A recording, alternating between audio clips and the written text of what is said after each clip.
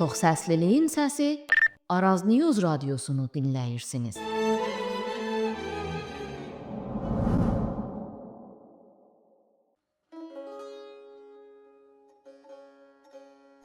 Bir şəhərin kimliyini təkcə bugünkü idari xəritələr müəyyən edə bilərmi? Bir bölgə tarixin bəlli dövrlərində müxtəlif əyalətlərə bağlı olsa da, dil, kültür və tarixi ilişkilər baxımından başqa bir coğrafiyanın parçası sayıla bilərmi? Bu sualların ən diqqət çəkən nümunələrindən biri Zəngandır. Zəngan, bugün İranın quzey-batısında ayrı bir ustanın mərkəzidir. Bu şəhər Təbriz, Ərdəbil, Qəzvin, Həmədan və Gilanın arasında yerləşən stratejik bir keçid bölgəsidir. Şəhər və ətrafında yaşayan əhalinin böyük bir bölümü Azərbaycan türkcəsində danışır. Buna baxmayaraq, Zənganın tarixi Azərbaycanın bir parçası olub-olmadığı haqqında müxtəlif görüşlər irəli sürülür. Bir görüşə görə Zəngan, Güney Azərbaycanın güneydoğu şəhərlərindən biridir. Başqa bir görüş isə orta əsr coğrafiyaçılarının bu şəhəri bəzi dövrlərdə Cabal və ya Irağı Əcəm bölgəsində göstərməsinə dayanaraq, Zənganın tarixi Azərbaycanın xaricində qaldığını irəli sürür. Pəs tarixi qaynaqlar gerçəkdə nə deyir? Araz News radiosunun əziz dinləyiciləri, ilmi proqramının bu bölümündə Zənganın qədim dövrlərdən bu günə qədər uzanan tarixi, Sultaniyənin önəmi, Səfəvi və Qacar dövrlərindəki mövqeyiyyəti, şəhərin türk kimliyi və Azərbaycanla bağlarından danışacağıq.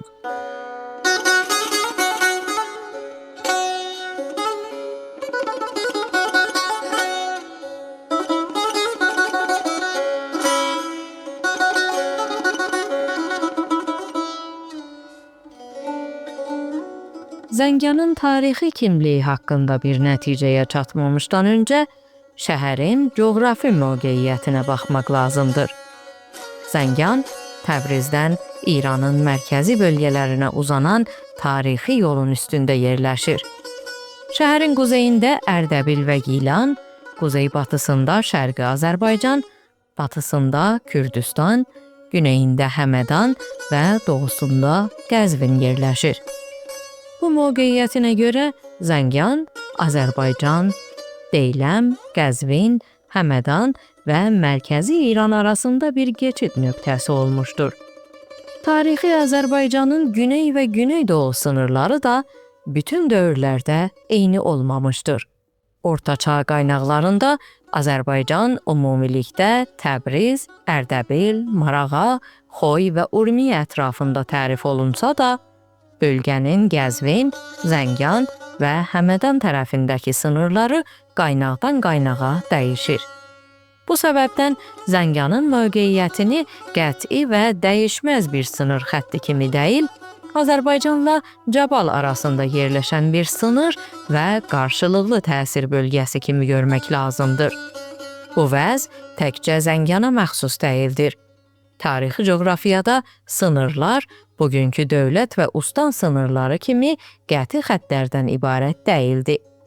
Bir şəhərin bağlı olduğu maliyyat bölgəsi, əskəri idarə mərkəzi və ya kültür mühiti zamanla dəyişə bilərdi. Buna görə Zənganın kimliyini dəyərləndirdikdə 3 ayrı meyar bir-birindən seçilməlidir. Fərqli dönəmlərdə fərqli idari bağlılıq, tarixi coğrafiya və kültürel dil kimliyi.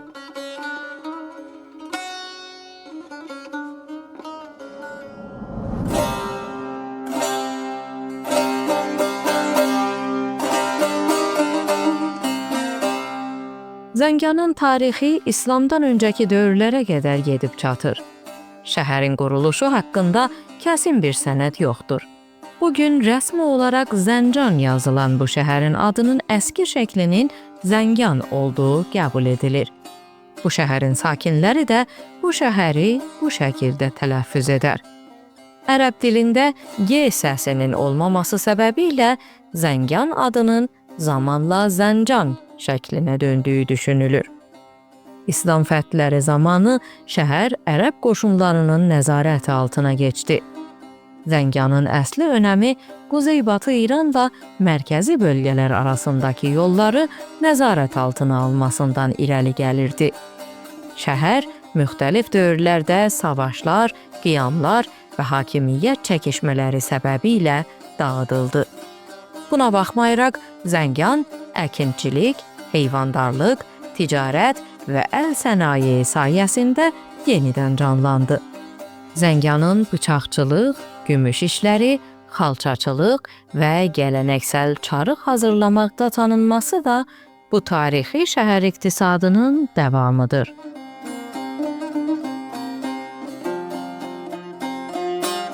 Zənganın Azərbaycanın bir parçası olub olmaması tartışmasının ən qarışıq bölümü Orta Çağ coğrafiya əsərləridir.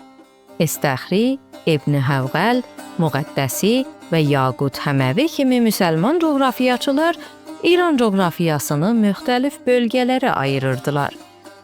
Bu əsərlərdə Zəngan bəzən Cəbal, bəzən Deyləm, bəzən də Rey ətrafındakı şəhərlərlə birlikdə zikr olunur. Cəbal adı ümumiliklə Həmədan, Rey, İsfahan və bunların ətrafındakı dağlıq bölgələr üçün işlədilirdi. Daha sonraki dövrlərdə bu coğrafiyanın böyük bir bölümü İraq-ı Əcəm adı ilə tanındı. Bəzi qaynaqlara görə İstəxri Zənganı bəzi təqsimatlarda Cəbal, bəzi təqsimatlarda isə Deyləm bölgəsi ilə əlaqəli göstərib. Bununla birlikdə şəhər Azərbaycan sınırına çox yaxın bir mərkəz kimi tərif olunub.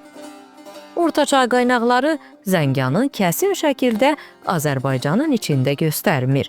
Ancaq Zənganın Azərbaycanla heç bir tarixi bağı yoxdur nəticəsini çıxarmaq da mümkün deyil. Çünki bu qaynaqlardakı idari və coğrafi təqsimatlar bir-biri ilə tam şəkildə örtüşmür. Bir coğrafiyaçı şəhəri Cəbalın içində göstərə bilər, başqa bir qaynaq isə onu Azərbaycana açılan yolun ilk önəmli mərkəzi kimi dəyərləndirə bilər.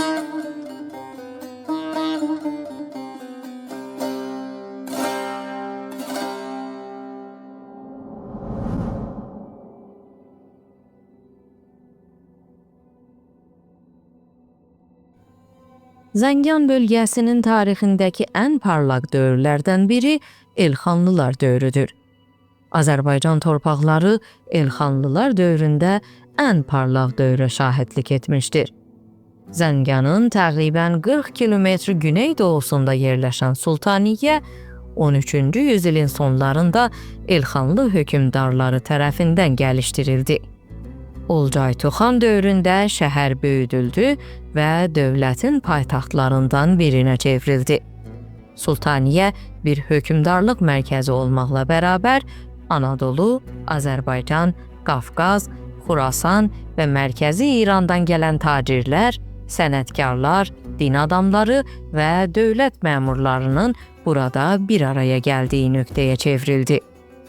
Beləliklə, Zəngan bölgəsi geniş Türk-Moğol və İslam mədəniyyət şəbəkəsinin önəmli mərkəzlərindən birinə çevrildi. Olcay Tuxan üçün 1302-1312-ci illər arasında tikilən Sultaniyə günbəzi Elxanlı memarısının ən önəmli əsərlərindən biridir. Təqribən 50 metr ucalığındakı firuzə rəngli günbəzi ilə bu bina İslam memarlığının ən böyük kərpic günbəz nümunələri arasında yer alır. Sultaniyə günbəzi bugün UNESCO Dünya Mirası listindədir. Elxanlı dövlətinin siyasi mərkəzləri arasında Təbriz, Marağa və Sultaniyənin yer alması Zəngan bölgəsini Azərbaycanın tarixi şəhərləri ilə eyni siyasi və kültürel dolanım sahəsinə daxil etdi. Bununla birlikdə Elxanlı dövründə Təbriz, Marağa, Ərdəbil, Zəngan və Sultaniyə arasındakı siyasi və iqtisadi bütünlük bölgənin Azərbaycan mərkəzində şəkillənən tarixi mühitlə bağlarını gücləndirmişdir.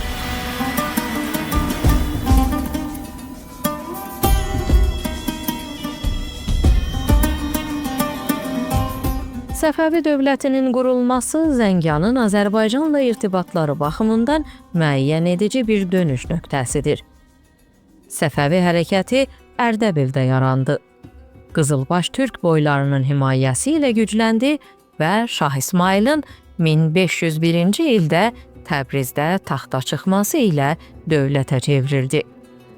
Bu yeni siyasi quruluş içində Azərbaycan bu yeni dövlətin həm siyasi və həm də əskəri mərkəzlərindən biri idi. Səfəvi dövrünə aid bəzi idari təqsimatlarda Zəngan və Sultaniyyə Azərbaycan əyaləti və ya Azərbaycan bəylərbəyinin sınırlarında göstərilir.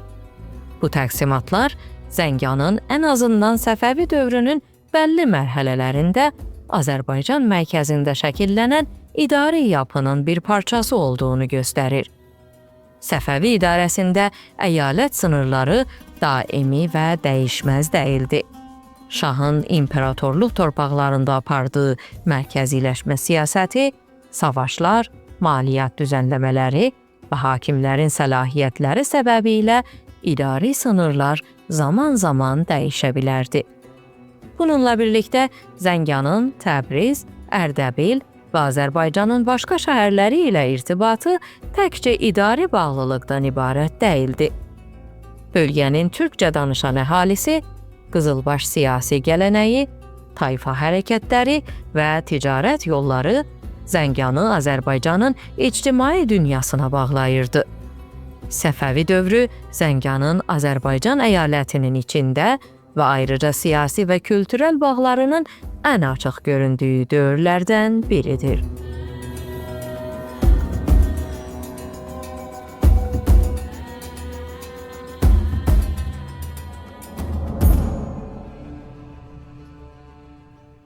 Qacarlar dövründə Zəngan və ətrafı ümumiliklə Xəmsə adı ilə tanınmağa başladı. Zəngan Xəmsə bölgəsinin mərkəzi idi. Xəmsə vilayəti Qacar dövrü boyunca böyük ölçüdə ayrı bir idari vahid kimi idarə olundu. Bölgənin hakimi birbaşa mərkəzi dərbar tərəfindən təyin edilirdi. Bu baxımdan Zəngan Qacar dövründə daimi şəkildə Təbriz mərkəziyyətindəki Azərbaycan əyalətinə bağlı deyildi. Zənganın Qacar dövründə ayrı bir idari vahid kimi idarə olunması şəhərin Azərbaycan türk kimliyinin yox olduğu mənasına gəlmir. Ümumiyyətlə, qədim Rağəyəcəm adı ilə tanınan torpaqlarda Azərbaycan əyaləti içində yerləşməyən, amma Azərbaycan türk kimliyi və mədəniyyəti sınırları içində yerləşən bir çox bölgə vardı. İdari sınırla kültürel və milli sınır eyni şey deyil. Misal üçün, Ərdəbil İranın yeni idarə sistemində 1993-cü ildə Şərqi Azərbaycandan ayrılaraq ayrı bir ustan oldu. Ancaq bu dəyişiklik Ərdəbil bölgəsinin tarixi və kültürel baxımdan Azərbaycana aid olmadığı mənasına gəlmir. Eyni şəkildə Zənganın Xəmsə adı ilə ayrı idarə olunması da bölgənin türk dili və Azərbaycan kültür mühiti ilə bağlarını aradan aparmır. Qacar dövründə Zəngan önəmli siyasi və ictimai hərəkətlərin mərkəzi də olmuşdur. 19-cu yüzilin ortalarında şəhər Babilərlə Qacar qoşunları arasında baş verən böyük toqquşmalardan birinə səhnə oldu. Aylarla davam edən Zəngan mühasirəsi şəhərin Qacar dövrü tarixindəki ən qanlı hadisələrdən biri kimi qeyd olunur.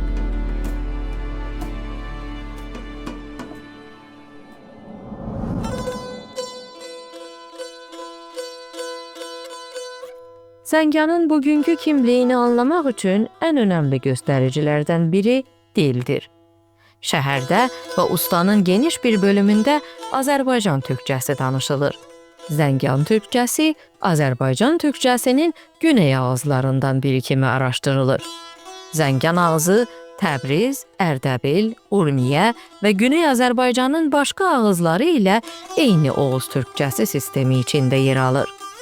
Dilçilik araşdırmaları bu ağızın səs bilgisi, şəkilçi sistemi və söz xəzinəsi baxımından özünə məxsus xüsusiyyətlərə sahib olduğunu və Azərbaycan türkcəsi kateqorisində yer aldığını göstərir. Əlbəttə, ağız fərqləri var. Zəngan türkcəsində işlədilən bəzi şəkilcilər, səslər və kəlmələr Təbriz və ya Bakı ağzından fərqli ola bilər. Ancaq bu fərqlər ayrı bir dil və ya ayrı bir etnik kimlik yaratmır. Ancaq Zənganda ailə dili üzrə aparılan akademik təhqiqlər şəhərdəki türkcə-farsça ikidilliliyi göstərir.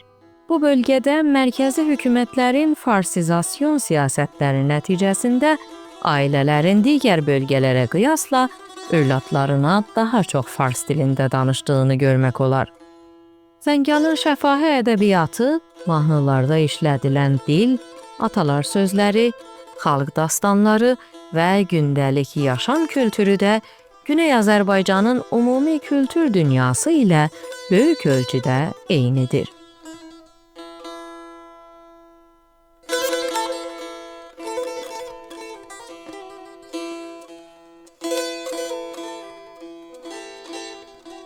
Zəngan bütün tarixi dövrlərdə mərkəzi hökumətlər tərəfindən zaman-zaman Azərbaycanın idari sınırları içində tərif edilməyən bir şəhər olsa da, dil, kültür, din və məzhəb və tarixi irtibatlar baxımından Güney Azərbaycanın Güneydoğu kültür hövzəsinin ayrılmaz mərkəzlərində biri sayılır. Zənganın tarixini Azərbaycandan ayrı göstərmək, şəhərin yaşayan dilini və ictimai hafizəsini görməzlikdən gəlmək mənasına gəlir.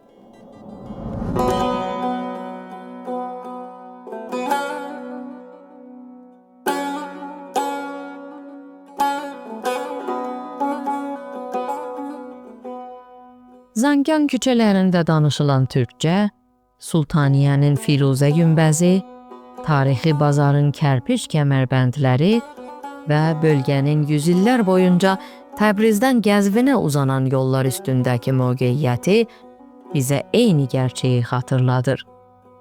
Milli kimliyimiz mərkəzi hökumətlər tərəfindən cızılan xəritələrdən ibarət deyil. Xəritələr dəyişir, əyalətlər bölünür, şəhərlər müxtəlif idarə mərkəzlərinə bağlanır. Ancaq bir millətin dili, kültürü, musiqisi və ortaq hafizəsi idari təqsimatların ötəsində yaşamağa davam edir. Gələcək İranda ölkədə yaşayan fərqli millətlərin daha azad, demokratik və ədalətli bir siyasi nizam qura bildiyi, hər millətin öz əyaləti dövlətinə və öz-özünü idarə etmək haqqına sahib olduğu bir şərait yaranarsa, Zəngan əhalisi də azad və demokratik bir səs vermə yolu ilə Güney Azərbaycan əyaləti içində yaşamağı seçə bilər. Kim bilir, bəlkə də gələcəkdə azad, demokratik və federal bir İran qurulduğu zaman Zənganın Azərbaycan əyaləti içində yer alması ilə Elxanlılar dövründə Azərbaycanda yaşanan o ihtişam və qalxınma yenidən təkrarlanacaq. Zənganla Təbriz, Ərdəbil və Azərbaycanın başqa bölgələri arasında tarixi, iqtisadi və kültürel bağların yenidən gücləndirilməsi həm Zəngan əhalisinin, həm də bütün millətimizin iqtisadi rəfahı, kültürel gəlişimi və ictimai gələcəyi üçün daha yaxşı imkanlar yarada bilər. Necə ki, Elxanlılar dövründə Zəngan və Sultaniyə bölgəsi Təbriz, Qəzvin, Anadolu, Qafqaz və Mərkəzi Asiya arasındakı ticarət yollarının önəmli mərkəzlərindən birinə çevrilmişdi. Şayət gələcəkdə demokratik və federal bir İran qurulduğu zaman Zənganın güclü Azərbaycan əyaləti içində yer alması ilə bu tarixi mövqeyiyyət modern şəkildə yenidən canlana bilər. Təbriz və Ərdəbildən Qəzvin və Mərkəzi İrana uzanan nəqliyyat, sənət və ticarət şəbəkələrinin inkişafı Zənganı yenidən bölgəsəl bir ticarət və tolid mərkəzinə çevirər. Beləliklə, şəhər və bölgə bir tərəfdən türk dilini, kültürünü və Azərbaycan kimliyini qoruyar, digər tərəfdən isə yeni iş yerləri, sərmayəguzari və iqtisadi inkişaf sayəsində əhalinin rəfah səviyyəsi yüksələr. Değerli dinləyicilər, bir başqa elmə proqramının sonuna çatdıq. Gələcək bölümlərdə Zənganın tarixi, kültürü və əl sənayi haqqında danışacağıq. Bir başqa ilməyə qədər sağlıqla qalın.